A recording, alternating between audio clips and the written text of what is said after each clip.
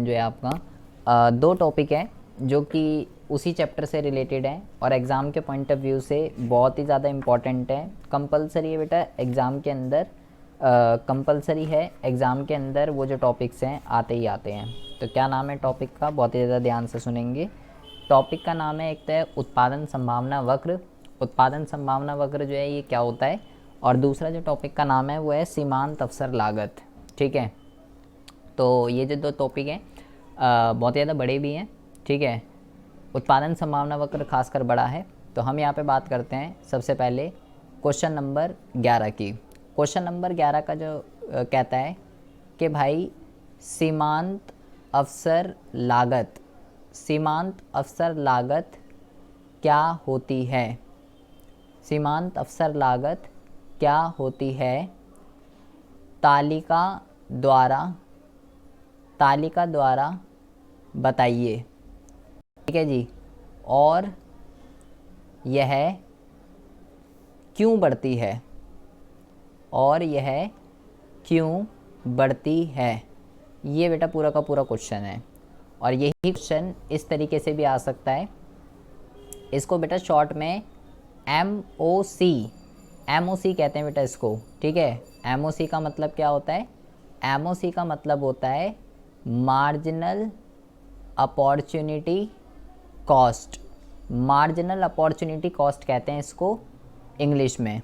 ठीक है, और इसी को ये भी कहते हैं बेटा, इसी को ये भी कहते हैं, इसका नाम चेंज होकर ये भी आ सकता है क्या कहते हैं, रूपांतरण की सीमांत दर। रूपांतरण की सीमांत दर क्या होती है। ठीक है, इसी का ही नाम है। और सेम क्वेश्चन है, तालिका और ये बताइए, और ये जो है क्यों बढ़ती रहती है। सेम ये क्वेश्चन है। इसको क्या कहते हैं, इसको कहते हैं MRT, मार्जिनल रेट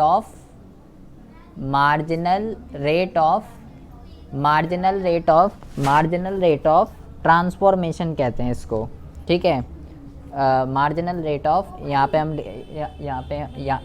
लिखते हैं, एक मिनट रुकिए ज़रा, एक मिनट रुकिए। इसको बेटा लिखते हैं मार्जिनल रेट ऑफ ट्रांसफॉर्मेशन, हम यहाँ लिख देते हैं। तो कभी कभार एग्ज़ाम पे जो है ये लिख के आ जाता है रूपांतरण की सीमांत दर, और बच्चा कंफ्यूज हो जाता है कि भाई ये क्या है, मैं तो MOC पढ़ा था। तो एक बात को तो पहले गौर से सुन लीजिए, MOC और MRT ये दोनों की दोनों जो हैं एक ही चीज़ होती है, अलग अलग नहीं है ये। ठीक है, तो हम सबसे पहले बात करते हैं इसके अर्थ की। इसका जो अर्थ होता है ये क्या है। तो यहाँ पे लिखते हैं कि किसी वस्तु की सीमांत अवसर लागत, MOC लिख दिया बेटा मैंने। ठीक है, किसी वस्तु की सीमांत, MOC मतलब सीमांत अवसर लागत है, इसका मतलब किसी वस्तु की सीमांत अवसर लागत दूसरी वस्तु की वह मात्रा है, कौन सी मात्रा है, जिसका पहली वस्तु की एक अतिरिक्त इकाई उत्पन्न करने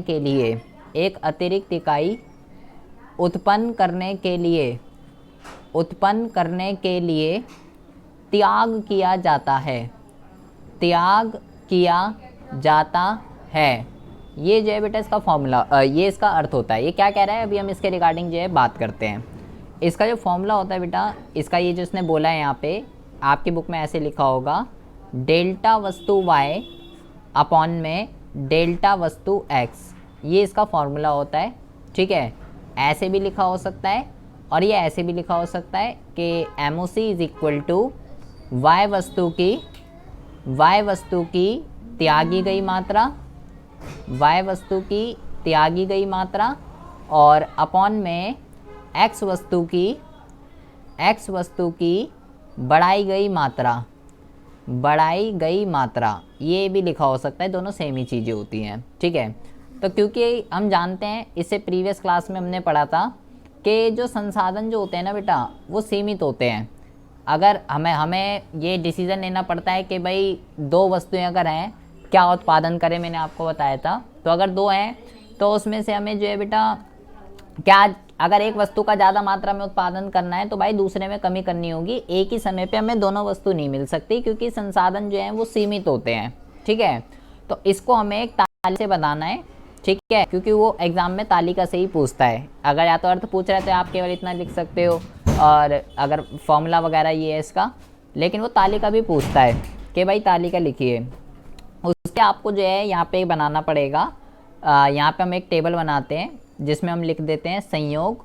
पहला कॉलम में संयोग लिखते हैं। दो वस्तु ले लेते हैं कोई भी, मान लीजिए पहली वस्तु ले लेते हैं गेहूँ, और दूसरी जो वस्तु ले लेते हैं ये ले लेते हैं चावल। ठीक है, पहले ले लेते हैं गेहूँ और दूसरी ले लेते हैं चावल, और यहाँ पे हम ले लेते हैं MOC। तो बहुत ही ज़्यादा ध्यान से सुनेंगे। पहले हम जो है गेहूँ का बिल्कुल भी उत्पादन नहीं करते थे, हम केवल चावल उगाते थे सारे के सारे।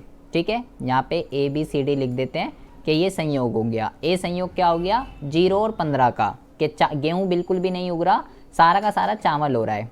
ठीक है, तो अगर बेटा मेरे को अब गेहूँ चाहिए, अगर मुझे गेहूँ की प्रोडक्शन ज़्यादा करनी है तो मुझे चावल का उत्पादन घटाना पड़ेगा। ठीक है, क्यों घटाना पड़ेगा, क्योंकि संसाधन सीमित होते हैं। अगर आप चाहते हो गेहूँ भी ज़्यादा मिले चावल भी ज़्यादा मिले तो ऐसा नहीं हो सकता जी। तो अगर मान लो मुझे अभी मान लो मैं 15 टन जो है, टन में बात चल रही है यहाँ पे, 15 टन चावल उगाता था। अब मुझे अगर 1 टन गेहूँ चाहिए तो बेटा मुझे चावल का कुछ ना कुछ सेक्रीफाइस करना पड़ेगा, चावल हो जाएंगे 14 टन। अगर मुझे और गेहूँ चाहिए 2 टन तो बेटा मुझे और सेक्रीफाइस करना पड़ेगा। अगर मुझे और चाहिए तो मुझे और सेक्रीफाइस करना पड़ेगा। अगर मुझे और चाहिए तो मुझे और सेक्रीफाइस करना पड़ेगा। और अगर मुझे सारा का सारा गेहूँ ही चाहिए तो मेरे को जो है फिर चावल एक भी नहीं बनेगा, क्योंकि जब मैं सारा का सारा गेहूँ की वो करूँगा तो भाई चावल की एक भी प्रोडक्शन नहीं होगी। तो MOC कैसे निकलेगा, देखिए MOC ऐसे निकलेगा, आपने 1 टन गेहूं के लिए चावल का कितना सेक्रीफाइस करा, 1 का। तो फॉर्मूला क्या है इसका बेटा, डेल्टा वस्तु y अपॉन में डेल्टा वस्तु x, ये इसका फॉर्मूला है। मान लो ये x वस्तु है, ये y वस्तु है, तो यहाँ पे पुट कर दीजिए। y वस्तु का कितना त्यागा 1, x वस्तु का कितना 1, तो यहाँ पे कितना आएगा 1:1। ऐसे ही x का 1 बढ़ाने के लिए अब y का कितना त्यागा 2, तो अब कितना आएगा 2/1। सिमिलरली 1 बढ़ाने के लिए अब कितना त्यागा अगली बार 3, तो अब की बार करोगे 3/1, 3/1, ऐसे ही करोगे 4/1, और ऐसे ही करोगे 5/1। तो ये जो आया है बेटा आपके पास, ये जो आया है आपके पास, ये आ गया आपका सीमांत अवसर लागत। कि अगर आपको गेहूं का उत्पादन ज़्यादा करना है तो भाई चावल का मात्रा त्यागनी पड़ेगी। और आप यहाँ पे देखेंगे कि जो त्यागने की जो दर है ये रेशो बढ़े जा रही है, 1 से 2, 2 से 3, 3 से 4, 4 से 5। MOC क्या हो रही है, MOC जो है वो हमेशा बेटा बढ़ती है। ये बात आपको जो है ध्यान रखनी है। ठीक है, यहाँ पे हम ये अगर क्वेश्चन आता है कि बेटा MOC क्या होती है और तालिका द्वारा बताइए, तो आपको ये अर्थ लिखना है, ये सूत्र लिख देना है, और ये तालिका आपको जो है बनाकर आनी है, अगर सिर्फ इतना आता है। और अगर वो बोले बेटा कि ये क्यों घटती है, तो आप लिख देंगे कि भाई क्या कहते हैं सब इसके कारण कि ये क्यों जो है ये बढ़ती है, घटने की जो दर है ये क्यों बढ़ रही है। तो आप लिख देंगे कि भाई सबसे पहले आप यहाँ पे लिखेंगे कि पहला रीज़न लिखेंगे, एक वस्तु का अधिक मात्रा में उत्पादन करने के लिए, अधिक मात्रा में उत्पादन करने के लिए, एक वस्तु का अधिक मात्रा में उत्पादन करने के लिए दूसरी वस्तु का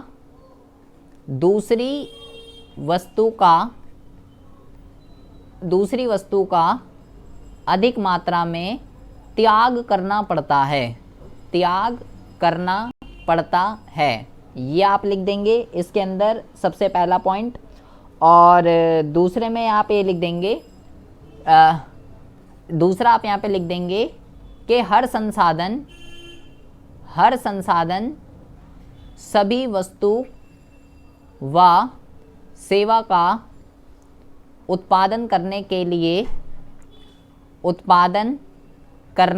लिए सक्षम नहीं होते हैं। ये बात आपको जो है बेटा ध्यान रखनी है, ठीक है।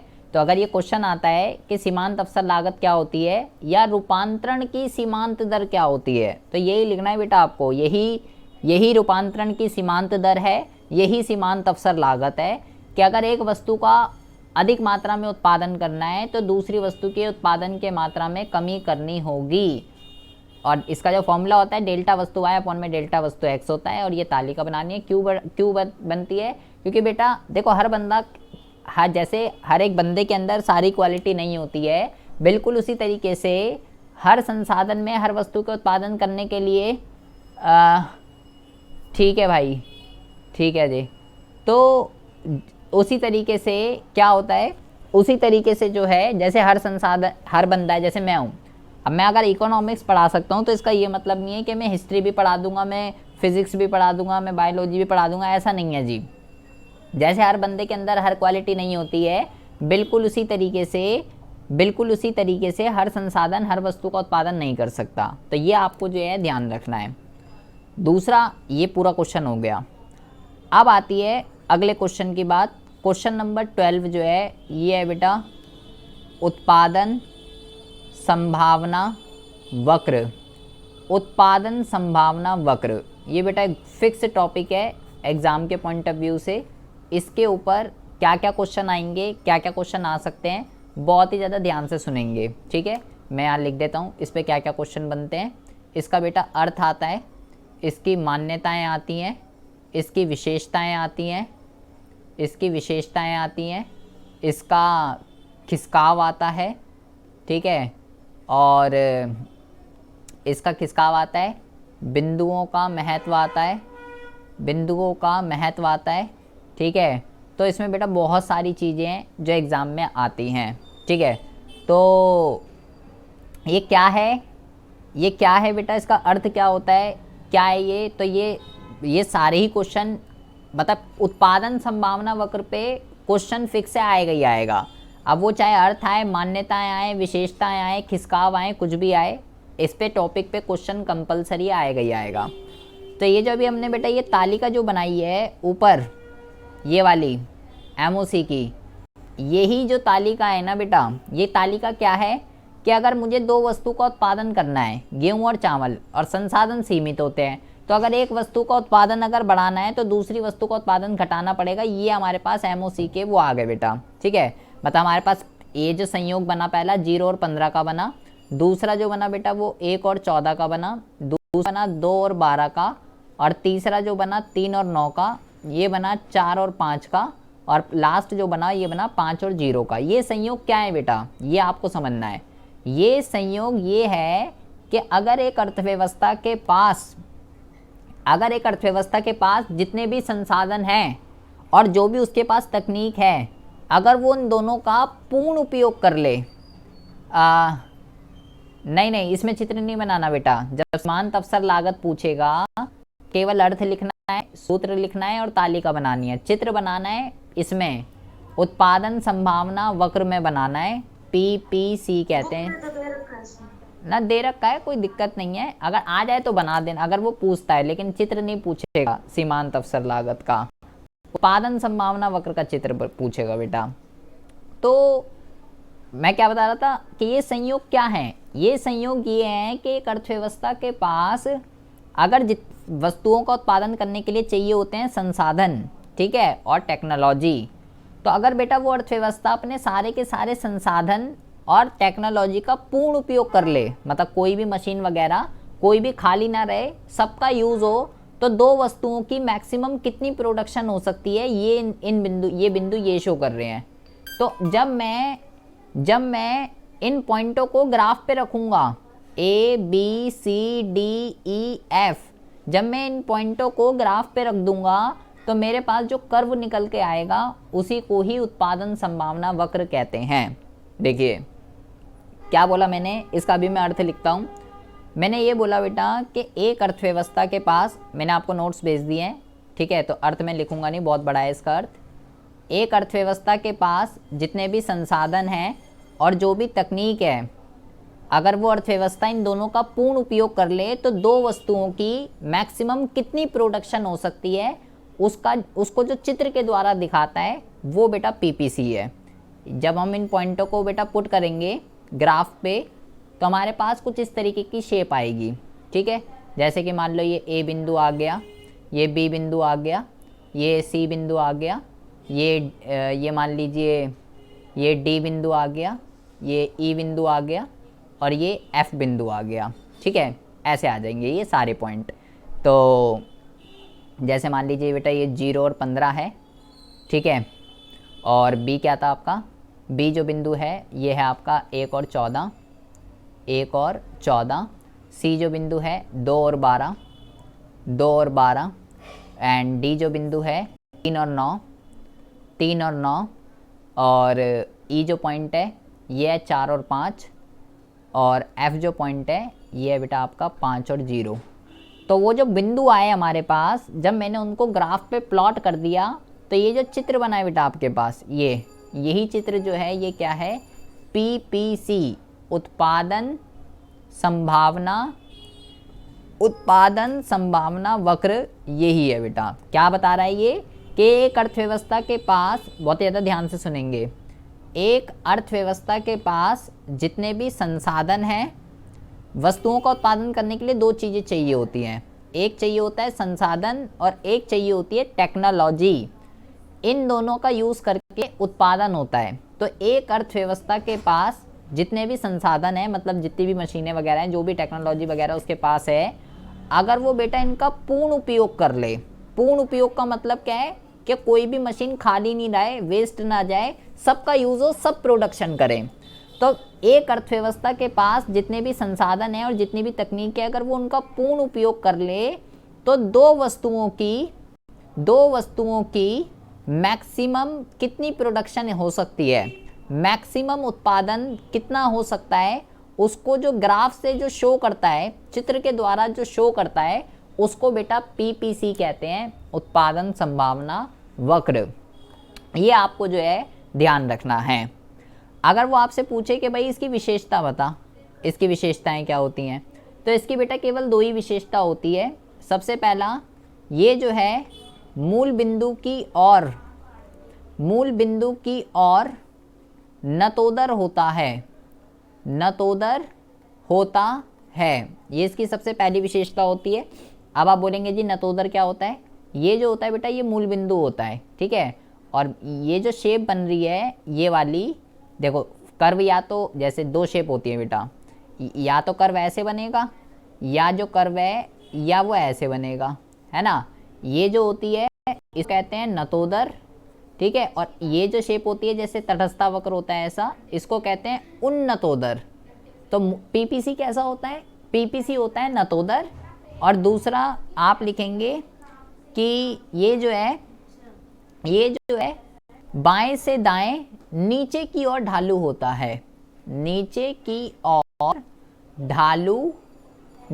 ओर ढालू होता है, ये लिखेंगे आप यहाँ पे। ये इसकी केवल दो ही विशेषताएं होती हैं और कोई विशेषताएं नहीं होती हैं। लेकिन बेटा ये जो इसकी विशेषता है, ये अपने आप में क्वेश्चन भी आ जाता है। क्वेश्चन आ जाता है कि पीपीसी मूल बिंदु की ओर नतोदर क्यों होता है, ये भी क्वेश्चन आ जाता है कि भाई ऐसे ही क्यों बना, ये नतोदर क्यों बना, ऐसा क्यों नहीं बना ये उन्नतोदर। तो आपको लिखना है पीपीसी मूल बिंदु नतोदर क्यों होता है, क्योंकि सीमांत अवसर लागत MOC बढ़ती रहती है, क्योंकि त्यागने की जो दर है वो हमेशा बढ़ती रहेगी। जो भी हमने ऊपर पढ़ा सीमांत अवसर लागत, वो हमेशा बढ़ती रहती है, इसलिए बेटा पीपीसी जो है वो मूल बिंदु की ओर नतोदर होता है। तो ये अपने आप में क्वेश्चन भी है। ऐसे ही है, वो बोलता है कि भाई जो पीपीसी है वो बाएं से दाएं नीचे की ओर ढालू क्यों होता है, नीचे की ओर ढालू क्यों होता है, ये भी क्वेश्चन आ जाता है। तो भाई इसकी विशेषता है ये, तो ये क्वेश्चन भी है आपस में कि भाई ऐसा क्यों बन रहा है, ये ऐसे नीचे की तरफ गिरता हुआ क्यों आ रहा है। तो आपको इसके आंसर में लिखना है कि क्योंकि एक वस्तु का अधिक मात्रा में उत्पादन करने के लिए, एक वस्तु का अधिक मात्रा में उत्पादन करने के लिए दूसरी वस्तु का त्याग करना पड़ता है, ये आपको लिखना पड़ेगा बेटा। और यहाँ पे क्योंकि संसाधन सीमित होते हैं, ये जो है ये आप बेटा यहाँ पे लिख देंगे। अच्छा, तो ये भी आपस में क्वेश्चन भी आ जाते हैं। तो पीपीसी क्या है उसका अर्थ आ सकता है एग्जाम के अंदर, ठीक है। पीपीसी की क्या विशेषताएं होती हैं, और जो ये विशेषताएं हैं ये आपस में क्वेश्चन भी है बेटा। अगर वो बोलता है भाई इसकी मान्यताएं बताओ, मान्यताओं का मतलब होता है कि जो हमने चित्र बनाया है ये किस बेस पे बनाया है, हमने क्या क्या चीज़ें अज्यूम करी है। तो आपको यहाँ पे लिखना है सबसे पहला, अर्थव्यवस्था में, मैं पूरा लिख देता हूँ भाई तुम इसको अर्थ समझो। अर्थव्यवस्था में केवल दो वस्तुओं का उत्पादन होता है। सबसे पहली चीज़ तो यहाँ पे ये अज्यूम करी गई है कि भाई केवल दो ही वस्तुएं बन रही हैं, दो से ज़्यादा वस्तु जो है वो नहीं बन रही, ठीक है। पीपीसी आपको केवल दो वस्तु के बारे में इंफॉर्मेशन देता है, दो से ज़्यादा वस्तु के बारे में इंफॉर्मेशन नहीं देता है, ठीक है। दूसरा यहाँ पे आप लिखेंगे कि संसाधन जो है वो सीमित हैं और दिए हुए हैं, संसाधन जो है वो सीमित हैं और दिए हुए हैं। तीसरा आप लिखेंगे कि जो तकनीक है वो भी कैसी है, तकनीक जो है वो जो है बेटा वो स्थिर है। ये तीन तरीके की मान्यताएं आप इसके अंदर लिख सकते हैं, और भी लिख सकते हैं, ठीक है। ये भी लिख सकते हैं संसाधन सीमित है, दिए हुए हैं। आप ये भी लिख सकते हो कि संसाधन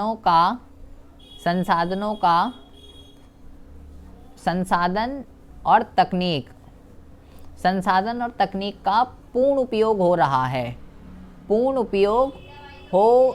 है, ये भी आप इसके अंदर जो है लिख सकते हैं। इसी के साथ भी आप जोड़ सकते हो कि संसाधन सीमित हैं, दिए हुए हैं और संसाधनों का पूर्ण उपयोग हो रहा है। इसके साथ भी जोड़ना चाहो तो इसके साथ भी जो है आप जोड़ सकते हो।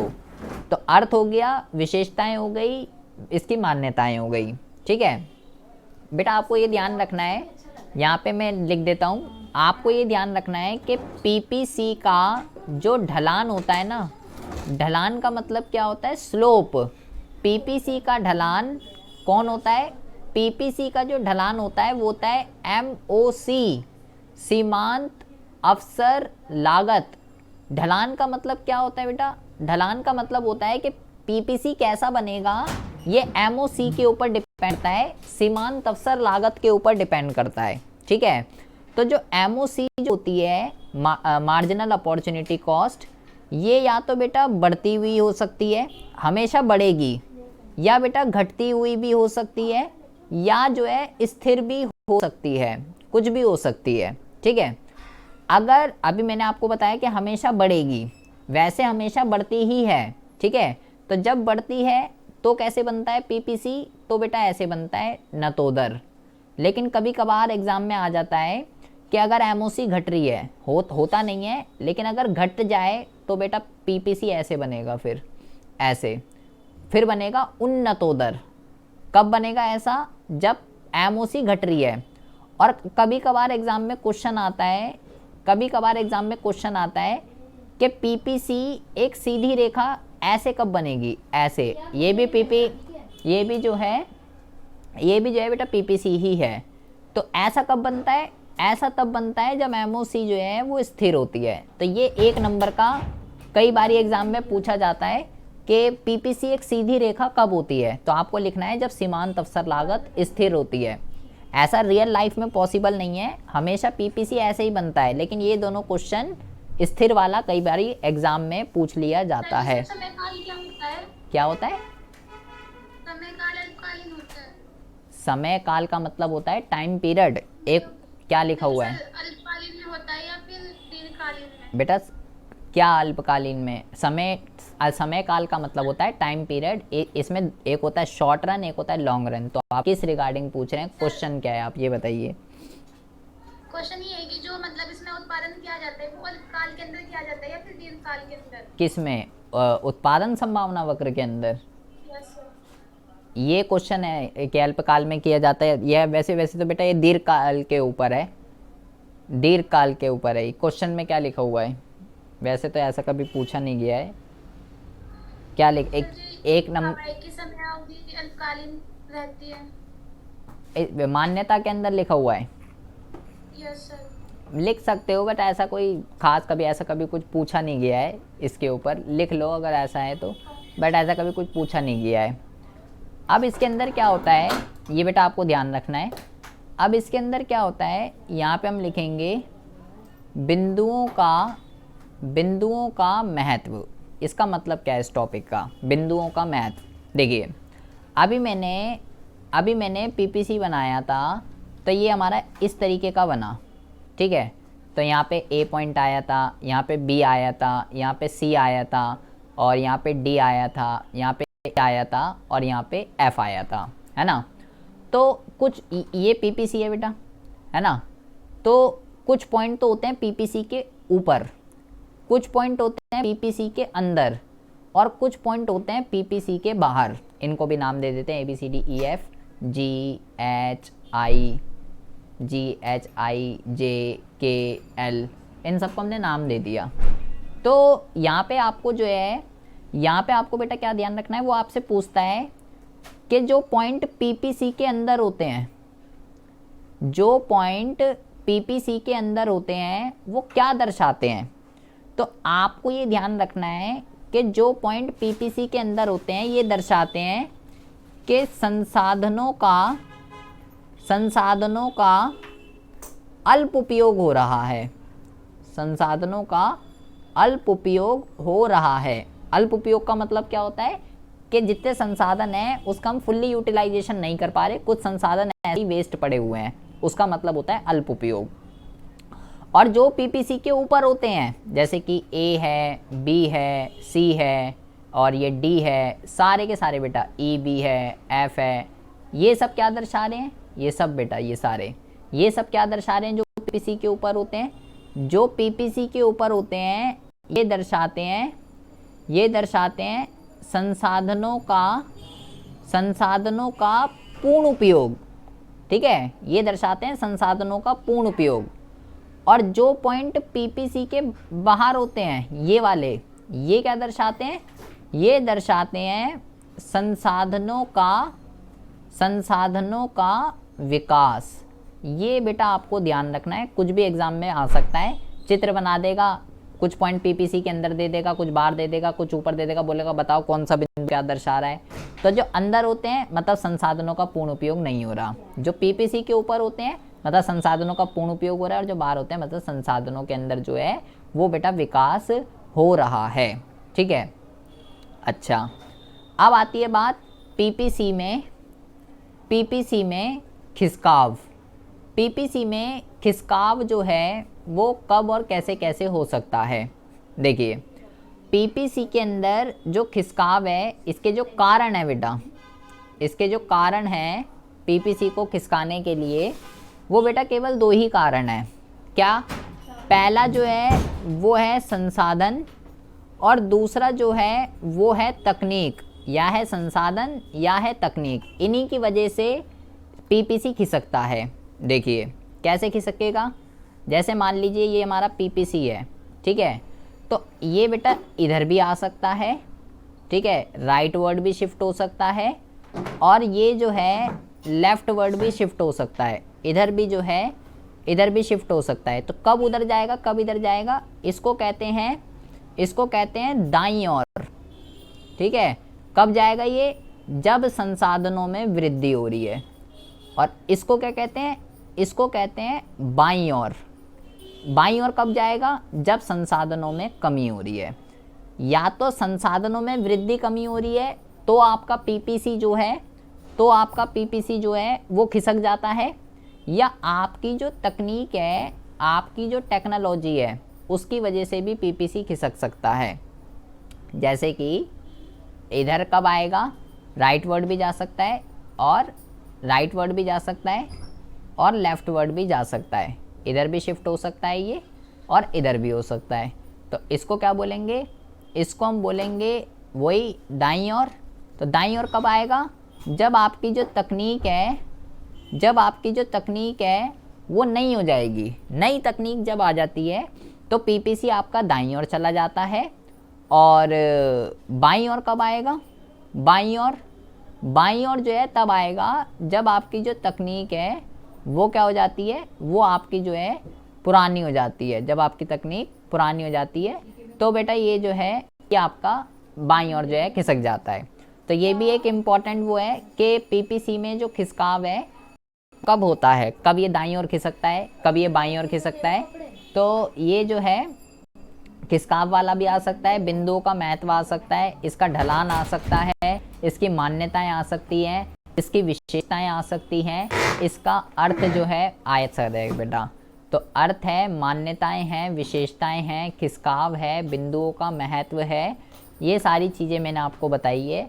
और ये एक इम्पॉर्टेंट टॉपिक है, इसको आप जो है बेटा बहुत ही अच्छे से कर। हाँ जी, एक बार उत्पादन समारोह वक्र की डेफिनेशन बताना। आप लिखेंगे कि उत्पादन संभावना वक्र वह वक्र है जो, मैं बता रहा हूँ आप लिखना नहीं, मैं लिख लेना बाद में। उत्पादन संभावना वक्र वह वक्र है जो दो वस्तुओं के उन सभी संयोजनों को प्रकट करता है जिनका उत्पादन एक अर्थव्यवस्था उपलब्ध तकनीक और दिए हुए संसाधनों के पूर्ण उपयोग से कर सकती है। ये इसका अर्थ है। ये एक ऐसा कर्व है जो आपको ये बताता है कि एक अर्थव्यवस्था के पास जितने भी संसाधन हैं और जितनी भी तकनीक है, अगर वो इन दोनों का पूर्ण उपयोग कर ले। पूर्ण उपयोग का मतलब क्या होता है कि कोई भी वेस्ट ना जाए, फुल्ली यूटिलाइजेशन अगर हो रहा है, तो अगर हम पूर्ण उपयोग कर लेते हैं तो दो वस्तुओं का अधिकतम, मैक्सिमम का मतलब क्या होता है, अधिकतम उत्पादन कितना होगा, उस चीज़ को चित्र के द्वारा, ग्राफ के द्वारा जो दर्शाता है उसको जो है पीपीसी कहते हैं, उत्पादन संभावना वक्र। और ये जो पॉइंट आए हैं, इन पॉइंटों को जब हम ग्राफ में प्लॉट करते हैं तो ये उत्पादन संभावना वक्र जो है आपका होता है। तो उत्पादन संभावना वक्र का अर्थ, मान्यताएं, विशेषताएं, खिसकाव, बिंदुओं का महत्व, कुछ भी आ सकता है। आपको ये पढ़ के जाना है बहुत ही अच्छे से। उत्पादन संभावना वक्र आप पढ़ सकते हैं, केंद्रीय समस्याएं आप पढ़ सकते हैं। ये जो दोनों टॉपिक हैं, केंद्रीय समस्याएं और उत्पादन संभावना वक्र, ये तो दोनों मैं आपको फिक्स बता रहा हूँ कि ये तो है ही 12-15 हो गए हैं क्वेश्चन, तो ये तो है ही। इसके अलावा बाकी जो मैंने आपको बताए हैं उसमें से चांसेस हैं वो तो आते ही आते हैं, लेकिन ये दोनों तो आएंगे इस चैप्टर से, ये फिक्स है।